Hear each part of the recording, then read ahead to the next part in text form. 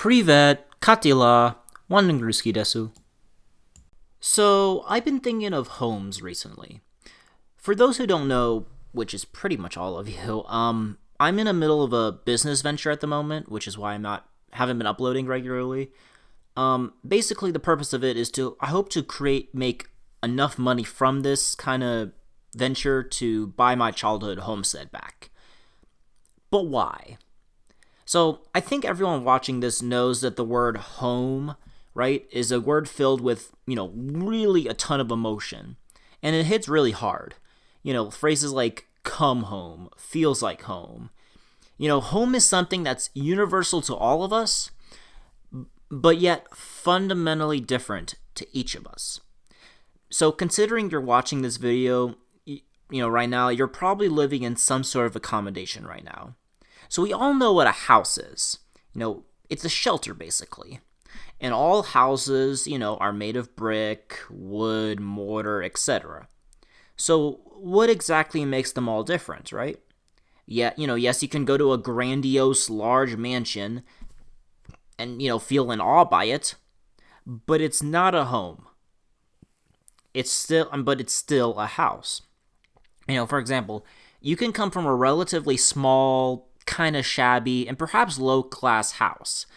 But if that less aesthetically pleasing house is your home, a place that you grew up in, a place where all your memories, belongings, and, whatever are in it, then that small, low-class home is much greater and more personal to you, to your own soul, than a mansion that you've never visited. To get a home, to make a house a home, typically takes years. And to make a nation, it takes centuries. So what's with this talk about houses and homes? Well, it's to get to my main point, which is to address a common argument I hear all the time about nationalism, and that is, isn't the nation you were born in just a patch of dirt? It's all artificial and just lines in the sand. Why should you be proud of it? Varying degrees of those types of arguments, and in this video, I wanted to address them. A nation, your homeland. Why is it that people are willing to lay down their lives, sacrifice a part of their treasure for the greater good of their homeland? Why would a Pole lay down his life for Poland, but not for Nepal? Homeland. Think of the treasures and memories of your home, and expand it to a national level. A home that's a home for millions of others like you, who look like you, who act like you, who speak like you. So a nation is more than just dirt or lines in the sand. That is as stupid as saying that your home is merely just brick and wood put together. I mean, all houses are the same, right? Why is one more worthy to you and different than another one? They're made of the same thing. So a nation goes beyond, right, the material realm. A nation is a collection of memories from the present, stretching all the way to its founding, all the way to the past. And the way we gain these memories is through history. So a nation is filled with childhood bliss, the pride of fathers, and the joy of mothers. It's a collection of families, of churches, of clubs, communities. It has a common sacrifice, a common destiny, and a common identity that binds these people with their common, identities together. And this is what a nation is. Just as a home goes beyond the material realm, because the home is it's a house, but it's the immaterial memories that make it a home. But so just as a home goes beyond that, so does a nation. Each home, home is a universal concept, yet different and unique to each and every one of us. All of mankind, no matter who we are, wants to be with their own. But this universal human trait is different.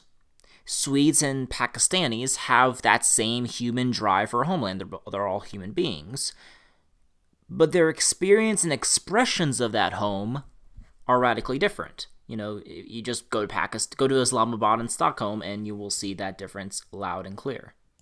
To illustrate this, there's a quote that I want to use. So, there's a quote from the last Kaiser, actually, I should say, of Germany, Kaiser Wilhelm, which explains it very well. And he's basically referring to, he's actually criticizing Hitler here, actually. So this is the quote, there is a man, alone, without a family, without children, without God. Why should he be human? Oh, without a doubt he is sincere, but this very excessive sincerity keeps him apart and out of touch with men and realities. He builds legions, but he doesn't build a nation. A nation is created by families, a religion, and tradition. It is made up out of the hearts of mothers, the wisdom of fathers, the joy and exuberance of children. Over there in Germany, a all-swallowing state, disdainful of human dignities and the ancient structure of our race, sets itself up in place of everything else. And the man who alone incorporates himself this whole state has neither a god to honor, nor a dynasty to conserve, nor a past to consult. So I think Kaiser Wilhelm explains it, or describes it, about this nation, like what a nation is, very well. And also, as we're in this topic, it also shows how it's not exactly the government, the state itself, that makes a nation. The governments can change. So the purpose of a government, of a state, with its monopoly on force, is to ensure domestic tranquility, as to ensure that the civil society and the moral order is upheld. So that the stable structures, fosters the type of environment where men can be moral, free, and dutiful. And with that strong foundation, this creates a long-lasting sense of home within a nation that doesn't require, the government, the state, creates that stable foundation, and it is the civil society where men get their memories, get their traditions, their culture, their identity from. And that's what makes their nation a home that's different from everyone else. And I've mentioned this in a few other videos a few times before, but there is a DNA of a nation. What separates Denmark from China? It's not only that the Danes and the Han Chinese, they're both different people, but they're radically different cultures, cuisines, music, art, culture, religion, architecture, language, etc., etc., etc. That's what makes the difference between two. The memories that are from one family in one house is different from your memories in that other house.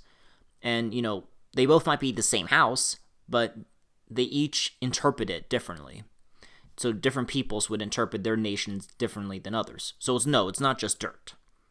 It's within the material, within the immaterial minds of the populace, basically. So, no. Nations aren't just patches of dirt that are artificially separated by lines on a map. There is an immaterial dimension to them that is felt in the heart of every real citizen within its realm. Denmark holds a special place in the hearts of the Danes, as their collective traditions, history, culture, and society is preserved in this space in a way that is different to all other countries. And, this is just an example. You could take anyone else. Russians, Chinese, Japanese, Pakistanis, Somalis, whatever. You don't know what you have until it's gone. So I implore everyone listening to this to study deep within your national history and look deep at what your ancestors overcame and accomplished, and realize that it is your turn to preserve it. Because this is your home. This is your life. In a way, this nation has a little bit of you within it, and it is up to you to preserve it. It's actually the reason why we Westerners are so spoiled and think we have no culture is because our culture is almost omnipresent throughout the world. But we don't know what we live and breathe, because we live and breathe it every day. So it's like natural as breathing. Like, you don't know that most of the time you don't even know you're breathing. And, you don't know that until it's threatened, until it's like your air gets cut off. Then you realize, oh, I'm breathing, why I need to breathe. So let's keep our home. Let's tidy it up, and let's give it down to the next generation who can appreciate a piece of land and property that they can take solace in from the forces of chaos that lurk outside. This is your homeland, and we better start acting like it. So that was my video. I hope you guys enjoyed. And if you did, give it a like and be sure to comment, share, and most importantly, subscribe to my channel. Also, if you really liked my video, be sure to check out my Patreon. So aim high, wander on, from America, with Russian love.